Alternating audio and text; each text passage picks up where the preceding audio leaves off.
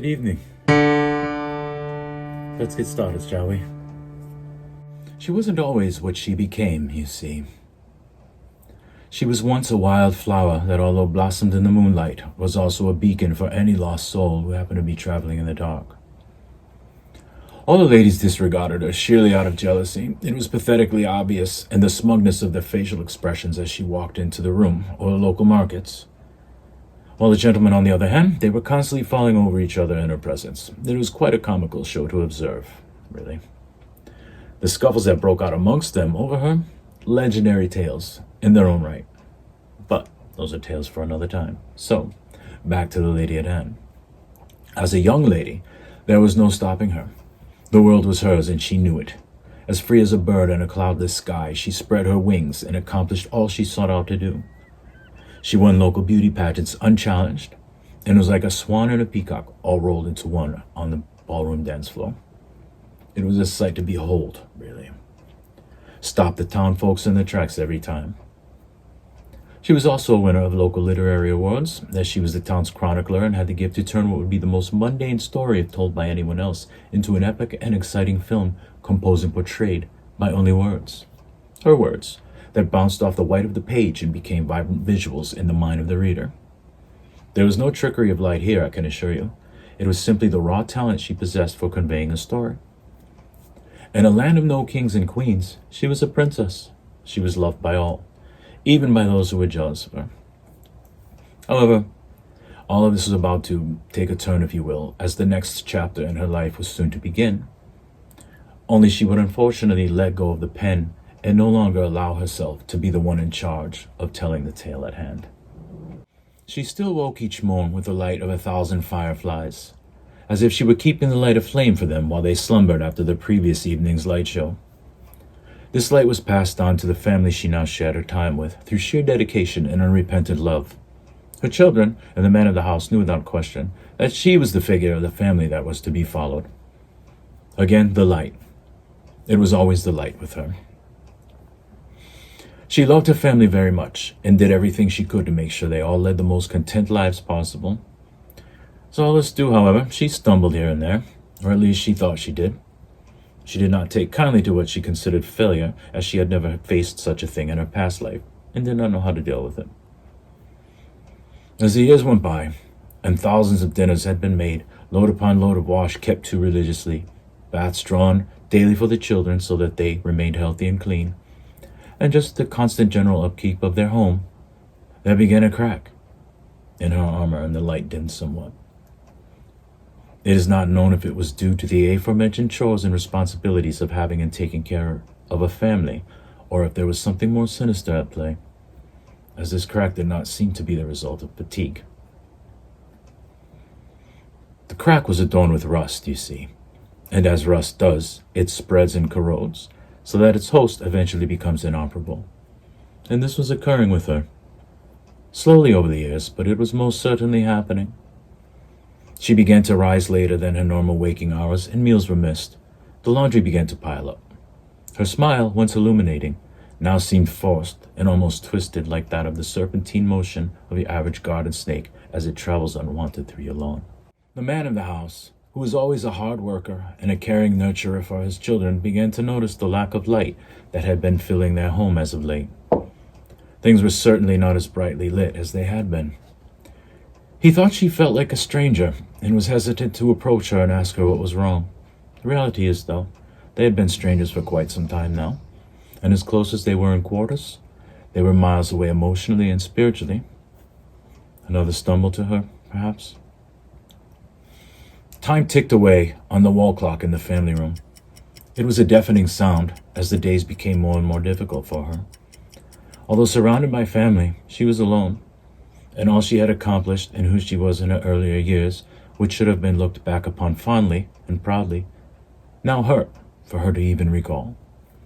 You see, these accomplishments now felt like failures to her, as they never grew into anything tangible. She thought them a waste, as they offered nothing for her presently. She was losing sight that life is simply a collection of experiences that make one who they are as the journey continues onward. She knew this, and she didn't care. because that brightly lit, lovely young lady existed no longer in her mind. The crack in the armor was now as large as her eyes grew darker. The tears that flowed from these dark holes in her head even appeared to have an ugly orange tint, like rust, one might say. The serpentine smile, now something her family would have gladly accepted, was now a constant scowl so deep that it appeared to be sliding down her face and over her chin. All of this took its toll on everyone around her. Like a small plague, contained to only their home, it spread, and it spread like wildfire. The strange man that had laid by her side for what felt like an eternity grew into a hideous monster in her mind. She couldn't even make herself look at him in the eye. Of course, in reality, he was not a monster. But when things reach this point of unhappiness and discontent and you feel there is no escape, your mind has a way of becoming your worst enemy. Your world shrinks, and the suffocation starts to slowly take its hold. The children, now old enough to perform most necessities on their own, began acting out and getting into trouble around town. The legacy she created as a young lady, due to the chaos created by the offspring that replaced her, was now tarnished and wiped completely from the town's memory, and quite frankly, from her own memory as well. She cared little anymore. The smug looks on the women of the town toward her were no longer gazes of jealousy. They were now rather warranted, actually, as she'd become quite the miserable and confrontational queen in a queenless land. But she cared nothing of this. She simply went about blindly performing the same monotonous chores of the home that she had performed for years now, and taking the same trips to the same markets as she had visited since she was the town darling. Only now, there was no longer the eloquence and grace that was witnessed on that ballroom dance floor all those years ago. The dance floor now resided in a dilapidated building where a large paulownia tree grows through its center, its branches reaching through the shattered windows, letting everyone know of its dominance. Things were certainly not as they once were, and she didn't care. She may have not even noticed. One night, she lay down next to the strange man that she had spent that eternity among. Yes, they were still sharing the same bed.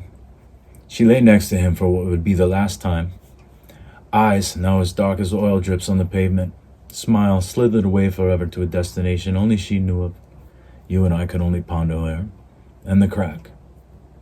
Yes, the crack. And what used to be that impenetrable armor of light was now covered in what appeared to be the blackest crimson-red blood rather than the orange rust that preceded it.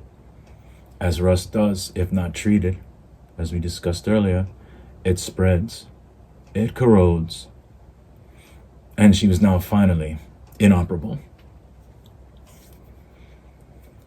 The black eyes upon the mouthless face now slowly shut.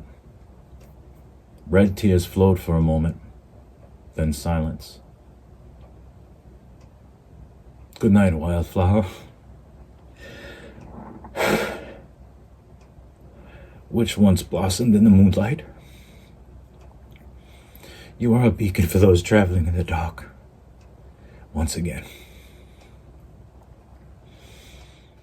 I want to thank you for listening to my story. If there is any lesson to be learned here, I shall let you, the reader or the listener, determine what that lesson may be. If you find you cannot, then perhaps I have failed in my mission of sharing this cautionary tale.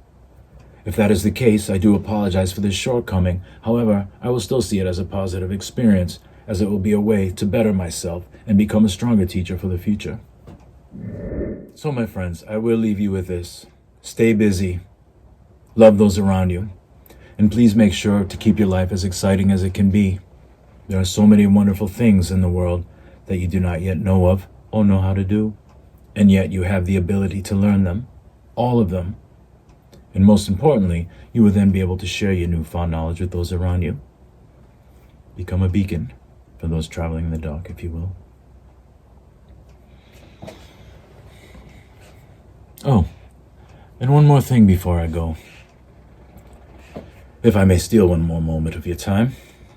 People seek me out to share their stories. It's neither a curse nor a gift, but a constant learning process for me. If you should ever feel that your story should need to be told, I would recommend you share it with someone while you're still here, if you know what I mean. This particular story was told to me after the fact, and it provided quite the challenge. And it was cold. so cold. But with that, good night and Godspeed, my friends. Until we meet again.